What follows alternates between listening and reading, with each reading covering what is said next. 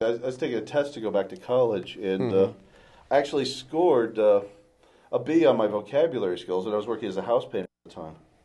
And the woman who gave me the test, she asked me, "What do you do for a living?" And I said to her, "I'm a house painter." She said, "No, what do you do for a living?" I repeated myself, "I'm a house painter." I said, "Slower that." She's like, "Most doctors and lawyers who take this test score a C. You scored a B." You know, she said, she couldn't believe that I scored so highly. But I read dictionaries. I study words. And I write. I read voraciously, and I write quite often. So between the two of that, it didn't surprise me that I scored so highly on that test because I knew root words. You see what I'm saying? And I was able to, through detective work, figure out what these words meant. Right, and that's just some of the basic principles. Yeah.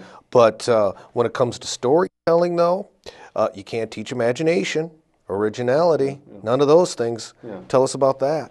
Well, it's Passion. I try to. It's like when I'm teaching people. When people have come to me for help on writing or this, like I do tell them that I cannot teach you imagination. I cannot teach you integrity. I cannot teach you daring. I cannot teach you innovation. I can teach you the principles, but I can't teach you the things you most need. These are either qualities you have or you don't. And you can work to develop them, but it's the sort of thing that's a long, arduous process. It's like I tell people, knowledge isn't. There's an old saying: knowledge isn't a flower that you pluck; it's a mountain that you climb. Right. All right. Now here, in the trusty rusty notes, we have reached question 100. Right. We've reached run 100. And it says right here, if you're passionate about a story, you should write about it, right? If you believe in it, you write. Yeah. Right. Go ahead. Yeah. Explain that. Yeah. Well, it's like you have to understand in this business. A lot of people they say, "I won't write a story until someone pays me some money for a treatment, write an outline, but I won't write the story unless someone gives me some money for it." I'm like, no, no, no, no, no. If you believe in the story, write it. You're writers. This is what you're supposed to do. If you're passionate about it, you don't need someone to pay you to write it. If it's a really good story, you believe in it. You see what I'm saying? I've had two spec scripts that I wrote, and both of them were produced into movies. And it paid me a dime to write either one of these. See what I'm saying? I wrote them because it's like I couldn't keep this story in me. They were so strong. I just had to get it out. I had to say what I wanted to say on the in both of these spec scripts. Both of them were produced. One took a couple years, but it finally got produced. It's funny because I wrote several story ideas, or outlines for movies, and one of them sat on the shelf for 30 years before it finally got produced. And I've had others that sat on the shelf for like 20 years before they finally got produced. But it's funny to see how that process works. We're here with Tyler Smith, and he has The a bottom book. line is, if you believe in it, write it. That's the bottom line. You got that? If you believe in it, just whip out that pen and start writing. Just worry about all that other stuff later. Just get Don't worry out about there. selling it. Just write. Just write it first. Yeah.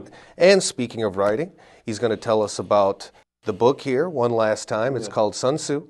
The art of writing. Right. So just we'll end with that. Okay. Tell us about that. Well, basically, I wanted to me, no one. I read this book. It was on screenwriting, where they're interviewing the top screenwriters and top writers, and none of them wanted to divulge most of their trade secrets of how they put a story together. And to me, it's like, I'm almost 50 now. It's like I just feel I have to do it. I feel I just have to get it out there. Tell people other people aren't telling you. And one of the main things they're not telling you is they have all these quick fix books. Learn these basic principles, and you'll be a great writer now. Like, no, no, no. You got to train like an Olympic athlete. You have got to, you can never feel that you're at the top of your game. You've always got to be pushing to be better, no matter how good you are already.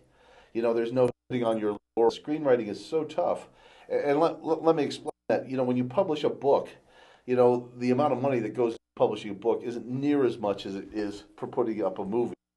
So you've really got to come up with something that they have some confidence in.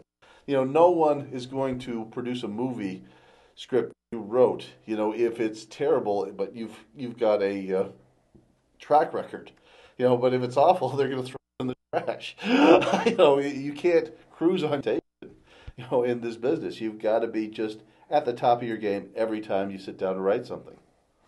All right. Well, that about wraps it up. We're here with, once again, Tyler Smith, and the book is? Sun Tzu, The Art of Writing. What other screenwriters won't tell you, but I will. You got it there, folks. I'm your host, Tim Tack, and we are out of here. You're watching PATV.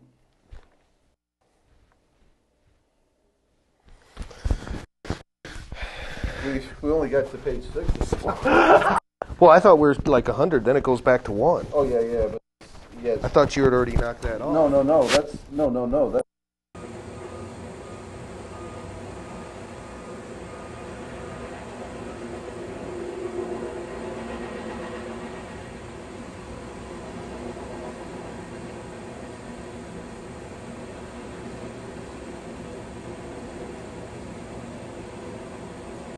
The huge boots and the camera angles make them look huge. The visual trick just were like that. I thought that was kind of funny. Huge boots that they're wearing to make them look like giants. Because that was the whole thing? Bigger. Yeah, they're supposed to be like 10 feet tall. Yeah. Tricks there. I was noticing the tricks they were using to make them look 10 or 14 or whatever they were supposed to be. Yeah. I thought it was. I thought Travolta. I thought that was the worst performance I'd ever seen. I just thought he was... You don't think he just did it for the money? Are we ready? No, he was... Whenever you guys are. Okay. Yeah. All right. Just tell me when. We'll just go right here. Say when. Go. Okay. We are back after a short coffee break. Had to go get some coffee. Thank you for being patient and staying tuned to this PATV television show. I'm your host, Tim Tack, and I'm here with Tyler Smith. He writes screenplays for movies. And got a series of questions that we're asking him about the business, the secrets behind the writing or scripts, however you want to call them, for these films. Yeah.